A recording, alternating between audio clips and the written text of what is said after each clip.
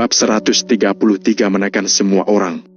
Valentino, cepat minta maaf pada Direktur Weiss. Jelaskan semuanya dengan baik, teriak Bobby. Namun, Valentino tetap bergeming. Semua 20 pengawal Weiss berdiri dalam diam, terlihat sangat menakutkan.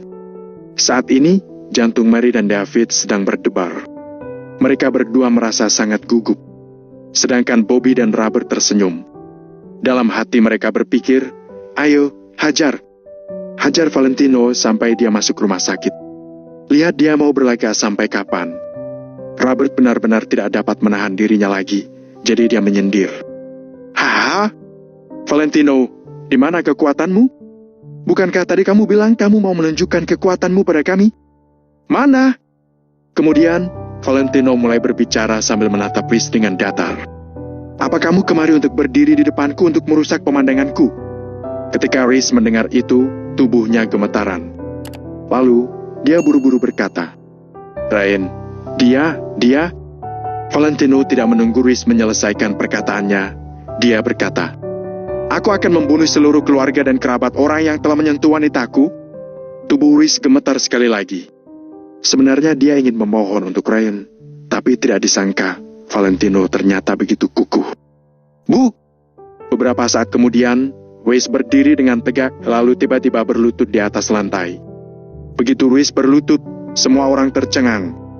Pada saat ini, seluruh koridor rumah sakit menjadi sunyi senyap, bahkan kalau ada jarum yang jatuh pasti terdengar jelas juga. Weiss adalah CEO dari grup Kingston, tokoh besar yang termasuk 10 terbesar dalam daftar orang terkaya di kota Neo. Akan tetapi, dia malah berlutut di depan orang tak berguna seperti Valentino.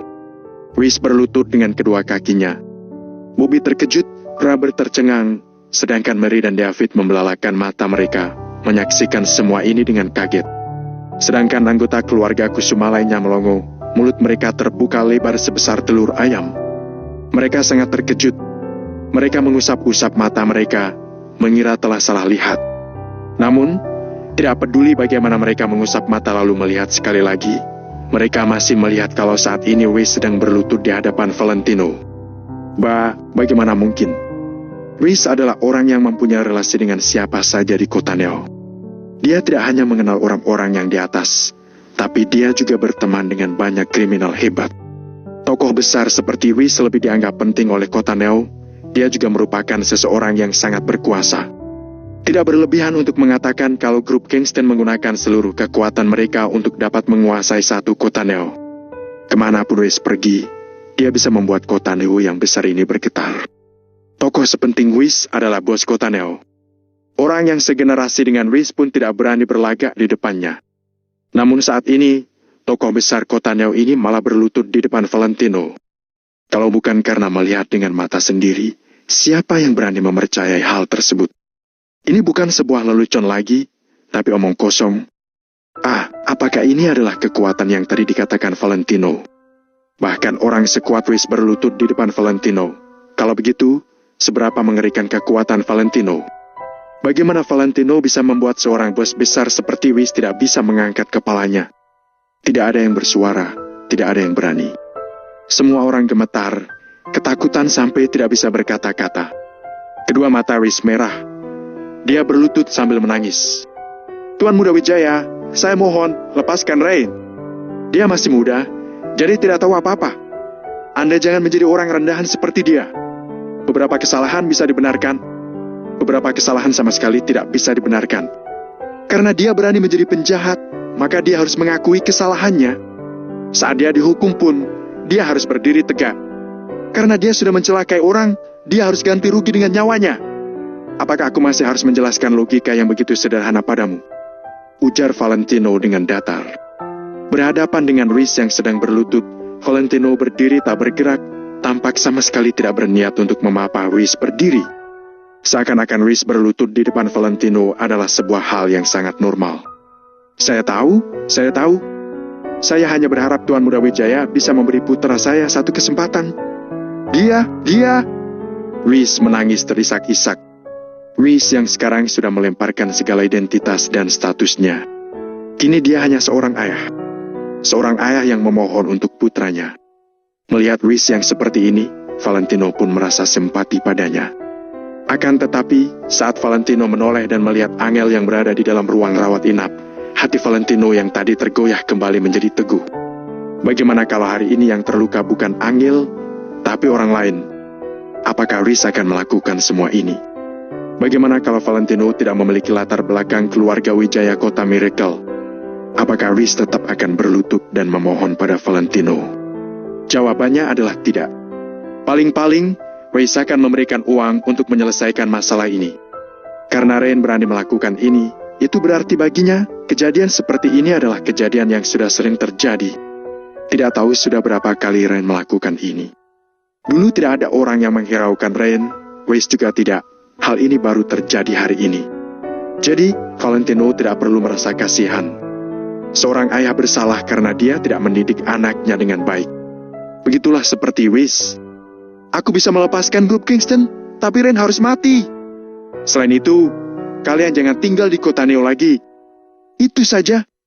Setelah Valentino selesai berbicara, dia membalikkan badannya lalu pergi tanpa menoleh ke arah Rhys sekalipun. Ketika Rhys mendengar perkataan Valentino, sekujur tubuhnya gemetar. Dalam sekejap, sepertinya usianya telah tambah 10 tahun. Tuan Muda Wijaya, saya bersedia untuk menyerahkan seluruh aset grup Kingston. Saya hanya memohon pada Anda untuk biarkan putra saya tetap hidup, kata Rhys sambil bersujud. Jangan bicara lagi, ucap Valentino sambil mengernyit. Ketika Rhys mendengar itu, dia tahu kalau sudah tidak ada yang bisa diubahnya lagi. Dia hanya bisa menangis dengan kuat di lantai. Beberapa saat kemudian, Rhys berdiri lalu membungkuk dalam-dalam pada Valentino. Terima kasih Tuan Muda Wijaya telah melepaskan grup Kingston. Kami akan meninggalkan kota Neo malam ini juga. Setelah itu, dengan bantuan pengawalnya, Rhys perlahan-lahan berjalan keluar dari rumah sakit. Setelah Rhys meninggalkan rumah sakit selama 3 menit, koridor rumah sakit masih hening, tidak ada yang berbicara. Tadi apa yang terjadi di depan mata mereka terasa seperti sebuah mimpi. Robert bahkan diam-diam mencubit pahanya sendiri, rasanya sakit sekali. Tatapan mata semua orang tertuju pada Valentino, seolah-olah Valentino memiliki rahasia tersembunyi. Bingung, curiga, terkejut, penasaran. Berbagai emosi menyelimuti hati mereka, tapi Valentino tidak berniat untuk memberikan mereka penjelasan sedikit pun. Kini mata Valentino hanya terpaku pada Angel yang berada di dalam ruang rawat inap. Dia sama sekali tidak memedulikan orang lain. Beberapa saat kemudian, Bobby akhirnya tidak bisa menahan rasa penasarannya lagi dan bertanya, Valentino, apa yang telah kamu lakukan? Bukannya kamu mau melihat kekuatanku? Sekarang sudah, kan? Jawab Valentino tanpa menoleh. Seakan-akan apa yang terjadi tadi bagi Valentino bukanlah apa-apa. Seakan-akan selama Valentino mau, kejadian tadi kapan saja bisa terjadi lagi. Bab 134 keluarga Kingston Kota Neo hancur. Begitu Valentino mengatakan itu, tidak ada orang yang berani berkata apa-apa. Kini Valentino sedang meletakkan kedua tangannya di belakang punggungnya, berdiri di luar jendela ruang rawat inap sambil menatap Angel yang berada di dalam. Valentino terlihat sama sekali tidak tertarik untuk melihat orang lain. Valentino terlihat seperti raja yang merasa tidak pantas untuk menoleh melihat orang lain. Matanya hanya terpaku pada Angel. Raut wajah Bobby dan Robert tampak sangat masam, seakan-akan mereka telah ditampar. Awalnya mereka mengira akan dapat menyaksikan drama yang bagus. Akhirnya, memang telah terjadi drama yang bagus, tapi tidak sesuai dengan yang mereka bayangkan. Awalnya mereka mengira pasti akan dapat menyaksikan Valentino memohon-mohon pada Rhys. Akan tetapi, mereka tidak pernah menyangka yang terjadi malah kebalikannya. Ternyata Rhys yang berlutut dan memohon pada Valentino. Kejadian tadi benar-benar sangat mengejutkan mereka. Mary melangkah maju lalu berkata dengan dingin, Kalian kemari bukan untuk menjenguk Angel, kan? Kalau tidak ada apa-apa lagi, silakan pergi. Bobby dan yang lainnya membisu. Mereka ingin menolak, tapi mereka tidak dapat menemukan alasan untuk menolak. Akhirnya, mereka pun pergi dengan kesal. Beberapa saat kemudian, di koridor tinggal Valentino dengan kedua mertuanya. Mary menatap punggung Valentino, lalu dengan serius berkata, Valentino, jujurlah padaku, sebenarnya kamu siapa? Angel bilang kamu bukan tuan muda keluarga Wijaya dari kota Miracle. Valentino terdiam untuk beberapa saat, kemudian menjawab dengan tenang. Tidak peduli siapa aku tidak akan melukai Angel dan kalian. Mary masih ingin menanyakan sesuatu, tapi dia dihentikan oleh David. Bukankah ucapan Valentino sudah cukup? Apalagi yang mau dikatakan Valentino? Mereka sudah melihat semua yang Valentino lakukan. Selama 3 tahun ini, dia telah memperlakukan Angel dengan baik. Saat menghadapi kebencian Mary dan David, Valentino juga tidak pernah mengatakan apa-apa. Dia sama sekali tidak pernah melakukan hal yang tidak sopan kepada keduanya. Setidaknya, Valentino telah menunjukkan satu sikap, yaitu dia akan melawan siapapun, tapi tidak akan melawan mereka berdua. Jadi, David merasa begini saja sudah cukup. Awalnya David masih berencana untuk membiarkan Valentino membantu keluarga Kusuma, tapi sekarang sepertinya sama sekali tidak perlu lagi. Segala yang Bobby dan lainnya lakukan telah membuat David sangat kecewa. Sekarang Angel sedang berbaring di ranjang pasien, tapi mereka tidak melihat Angel sekilas pun. Apakah mereka masih termasuk keluarga? Sudah tidak ada kasih sayang keluarga sedikit pun. Ibu, aku ingin memindahkan Angel ke ruang rawat inap yang lebih berkelas. Tolong panggilkan dokter, ujar Valentino sambil menatap Angel yang berada di dalam ruangan. Mary tercengang, kemudian langsung menganggukkan kepalanya. Dulu hal seperti ini tidak akan bisa dibayangkan. Dulu ketika Mary menyuruh Valentino melakukan sesuatu, kalau Valentino lambat sedikit saja, Mary akan mengomel-omel. Bagaimana mungkin Mary akan mendengarkan permintaan Valentino? Namun sekarang, Mary malah langsung melakukan apa yang diminta Valentino. Ruang rawat inap yang lebih berkelas pasti mahal sekali, kan? David sekali lagi menarik Mary. Mary tercengang, dia juga terdiam di tempat. Tidak apa-apa, biarkan aku yang mengurus urusan uang, jawab Valentino. Mary dan David saling bertatapan, kemudian Mary pergi mencari dokter sesuai dengan arahan Valentino. Dengan kekuatan uang, Angel dengan cepat dipindahkan ke ruang rawat inap yang berkelas. Di seluruh ruangan tersebut hanya ada Angel seorang. Dekorasi ruangan terlihat seperti sebuah rumah yang tersedia segala macam fasilitas. Ruangan tersebut membuat Mary terkesima. Jadi orang kaya itu memang enak. Kalau kaya, kamu dapat menikmati hal-hal yang tidak dapat dinikmati oleh orang banyak. Seperti David, dulu dia sama sekali tidak tahu kalau ternyata di rumah sakit mempunyai tempat seperti ini. Kalian pulang saja, biar aku yang menemani Angel, ucap Valentino kepada kedua mertuanya. Namun, Mary bersikeras menolak Valentino. Dia memaksa ingin tetap di sini untuk menemani Angel dan berkata dia tidak mau pergi. Valentino pun tidak memaksa mereka lagi, hanya menganggukkan kepalanya. Kemudian, dia keluar dari ruang rawat inap sambil mengeluarkan ponselnya. Di koridor, Hendrik mengangkat panggilan lalu dengan cepat bertanya, Tuan Muda Valentino, Anda belum tidur? Pak Hendrik sendiri belum tidur, kan? Balas Valentino. Hendrik merasa sedikit canggung. Hari ini telah terjadi masalah yang besar pada Valentino. Kalau Valentino belum tidur, Hendrik sendiri mana berani tidur? Saya berbeda dari Tuan Muda Valentino. Bagaimana dengan kondisi Nona Angel? Tanya Hendrik. Valentino menganggukkan kepala dan menjawab. Dia sudah baik-baik saja. Bagaimana dengan urusan di sana? Ryan Kingston selamanya tidak akan muncul di depan Tuan Muda Valentino lagi. Grup Kingston juga sudah meninggalkan Kota Neo malam ini. Sebagian besar dari properti mereka di Kota Neo sudah diambil alih oleh Maple Rain Real Estate tanpa syarat. Ini juga yang dimaksud oleh Louis Kingston? Jawab Hendrik dengan hormat. Valentino terdiam, lalu berkata, dia pintar juga. Kalau Ren mempunyai sebagian dari otak ayahnya, hal seperti ini tidak akan terjadi.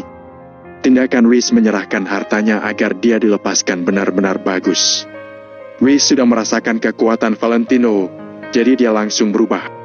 Untuk apa uang kalau keluarga Kingston telah tiada? Kalau dia mempunyai banyak uang pun, yang ada hanya akan dimakan orang. Makanya, Louis mengatakan itu hanya untuk menunjukkan ketulusannya kepada Valentino dan mungkin juga terdapat permintaan maafnya sedikit. Lagi pula, Angel benar-benar sudah menderita. Valentino mengarahkan Hendrik. Karena dia sudah kasih, maka ambil saja. Kamu terima perusahaan-perusahaan itu lalu gunakan nama Angel sebagai pemiliknya. Saat waktunya tepat, aku akan memberikannya pada Angel. Baik, Tuan Muda Valentino. Apa masih ada yang perlu diurus? Tanya Hendrik dengan hormat. Valentino berpikir sejenak, kemudian berkata, untuk sementara tidak ada lagi. Kalau ada, Aku akan menelponmu. Pak Hendrik, tidurlah. Untuk beberapa hari ini, aku akan menemani Angel. Setelah itu, Valentino mengakhiri panggilan. 3 hari dengan cepat sudah berlalu. Selama 3 hari ini, Valentino tidak kemana-mana, dia hanya berjaga di sisi Angel. Sampai Angel benar-benar sudah baik-baik saja, Valentino baru merasa tenang. Selama 3 hari ini mereka bersama, perasaan keduanya juga semakin mendalam. Lagi pula bagi mereka berdua, waktu seperti ini benar-benar jarang terjadi. 3 tahun telah berlalu, keduanya tidak pernah menghabiskan waktu bersama sampai tak terpisahkan seperti ini. Dalam 3 hari ini pun, telah terjadi hal yang besar di kota Neo. Grup Kingston, perusahaan terkenal kota Neo, malah hancur dalam semalam dan meninggalkan kota Neo. Reese Kingston, seorang bangsawan yang termasuk orang kaya 10 terbesar di kota Neo, malah meninggalkan kota Neo bersama keluarganya dalam 1 malam. Kabar ini benar-benar merupakan berita yang menggemparkan satu kota. Seluruh pebisnis kota Neo membicarakan hal ini untuk waktu yang lama. Semua orang sedang menebak sebenarnya apa yang telah terjadi. Bagaimanapun juga, yang sedang mereka bicarakan ini adalah grup Kingston, keluarga yang sangat berkuasa. Walaupun keluarga Kingston diserang, mereka tidak mungkin hancur secepat ini, kan? Akan tetapi, ada seseorang yang sudah mendapatkan sebuah informasi. Dengar-dengar grup Kingston telah menyinggung seseorang yang sangat penting, maka terjadilah akhir ini. Ada yang menebak kalau orang penting tersebut adalah orang dari keluarga Wijaya Kota Miracle. Karena selain keluarga Wijaya Kota Miracle, mereka benar-benar tidak dapat memikirkan orang lain yang sangat kuat lagi. Bab 13:5 Januari kan menyinggung keluarga Kusuma. Selanjutnya, sebuah perusahaan kecil yang tak dikenal langsung mengambil alih sebagian besar properti grup Kingston. Namun, semua orang tahu kalau itu bukanlah sebuah perusahaan kecil. Bagaimana mungkin sebuah perusahaan kecil bisa mengambil alih properti-properti yang begitu besar? Ia pasti hanya sebuah perusahaan yang didorong ke permukaan. Singkat cerita, semua orang dapat merasakan kalau hari ini kota Neo sudah berubah. Bahkan grup Kingston yang sangat berkuasa dapat dihancurkan dalam semalam. Orang lain pun merasa diri mereka sedang dalam keadaan berbahaya. Hal itu masih bukan apa-apa. Berikutnya datang kabar baru lagi. Black Tiger, geng terkenal di kota Neo, yang dipimpin oleh Carrie telah dibubarkan. Ratusan orang geng mati dan terluka, benar-benar mengejutkan. Ada orang pintar yang mengaitkan kedua hal tersebut lalu menyadari beberapa kesamaan. Seperti grup Kingston dan geng Carrie, keduanya adalah grup yang sangat berkuasa di kota Neo. Akan tetapi, kekuatan mereka langsung dihancurkan oleh seseorang yang lebih kuat. Tidak ada yang akan percaya kalau mengatakan masalah ini bukan dilakukan oleh orang yang sama. Mereka semua tahu kalau kini ada seseorang yang lebih ganas daripada lainnya sedang bersembunyi di kota Neo. Orang yang mengerikan ini mungkin biasanya tidak akan menampakkan diri, tapi begitu saatnya bertindak, akan terjadi gempa di seluruh kota Neo. Namun, tidak ada orang yang tahu siapa orang yang mengerikan ini. Walaupun mereka berusaha untuk menebak, mereka juga pasti tidak akan kepikiran Valentino. Akan tetapi, ada satu orang yang tahu, yaitu Mario dari grup laki kota Neo. Hanya Mario yang tahu apa yang telah terjadi malam itu. Malam itu Rain berkata dia ingin menyerang Valentino. Namun kemudian, terjadilah hal-hal ini. Sedangkan sekarang, grup Kingston sudah tiada dan Rain telah menghilang, dia bahkan tidak mengangkat ponselnya. Apa masih perlu dipikirkan lagi? Tidak peduli seberapa bodoh Mario, dia juga tahu kalau hal-hal ini pasti ada kaitannya dengan Valentino. Ayah, kedepannya ayah, jangan menyerang keluarga Kusuma. Apapun itu, tidak boleh. Wajah Mario pucat pasi. Dia menatap ayahnya, Andreas, dan berkata, keluarga Kusuma benar-benar tidak boleh disinggung. Andreas bertanya, apa maksudmu? Dia terdiam mendengar ucapan putranya. Untuk apa aku kurang kerjaan menyinggung keluarga Kusuma? Keluarga Kusuma juga tidak menyinggung kita. Andreas menatap putranya dan merasa ada yang tidak beres. Mario buru-buru menjawab, bukan. Walaupun keluarga Kusuma menyinggung kita, kita juga tetap tidak boleh menyerang mereka. Kenapa? Walaupun grup laki di bawah grup Kusuma sedikit, kita tidak akan membiarkan mereka menindas kita. Kalau mereka berani menyinggung kita, maka aku akan berani untuk menyerang mereka juga. Siapapun tidak boleh menindas kita. Andreas mengibaskan tangannya. Dia tampak sangat kesal. Sebagai seorang bangsawan dengan kekayaan bersih ratusan miliar, Andreas memiliki kepercayaan diri dan keberanian ini.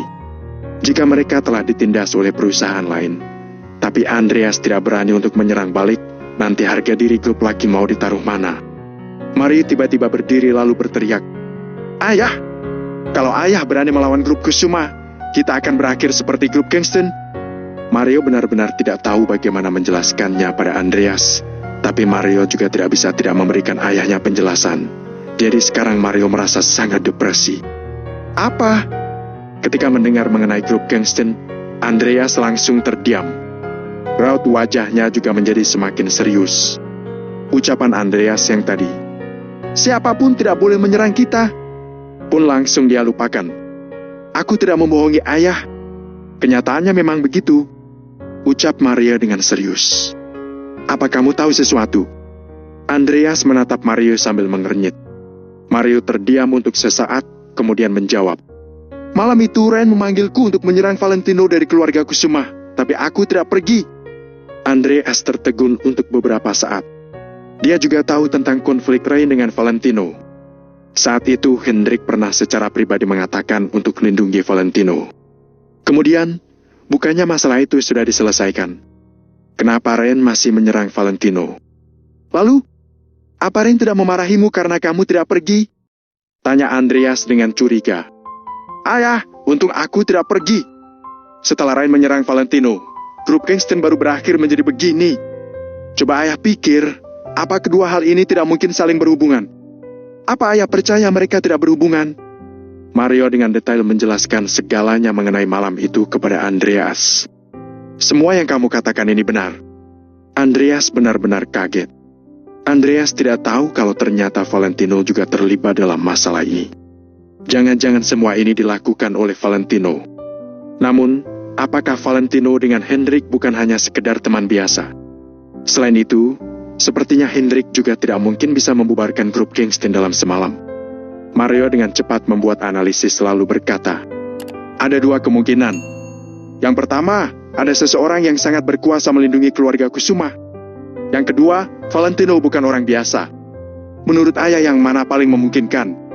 "Aku rasa Valentino pasti orang mengerikan yang jauh dari pemikiran kita.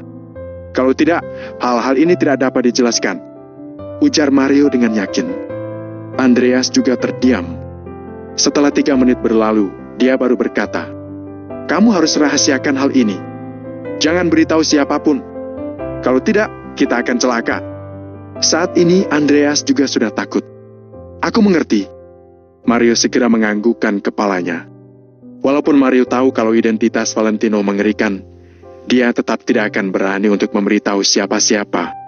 Karena Valentino telah melakukan banyak hal, tapi dia masih belum mengungkapkan identitasnya. Itu berarti dia tidak menginginkan semua orang tahu mengenai kemampuannya. Karena Valentino tidak ingin mengungkapkannya, kalau Mario malah berani untuk memberitahu orang, bukankah itu berarti Mario sedang cari mati? Hanya Mario seorang yang tahu mengenai hal ini sudah cukup.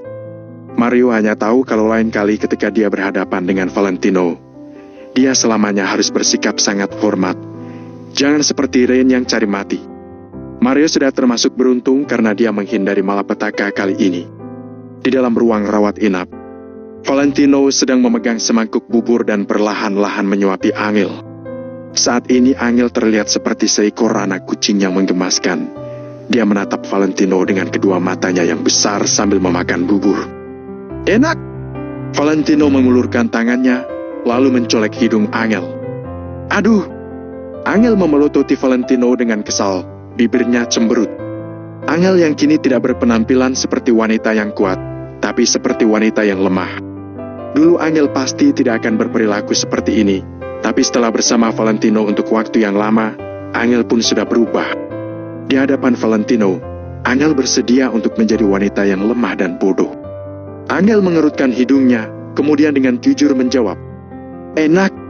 Selama beberapa hari ini, Angel sudah pulih dengan baik. Lagi pula, dia dirawat di ruang rawat inap berkelas, jadi semua obat yang digunakan pun yang terbaik. Bahkan ada orang yang khusus untuk mengatur diet Angel. Kepulihan Angel pun tidak akan bisa tidak cepat. Valentino menggeleng-gelengkan kepalanya. Apaan yang enak? Hanya semangkuk bubur yang hambar. benar-benar enak. Karena kamu yang menyuapiku, jadi enak. Ucap Angel.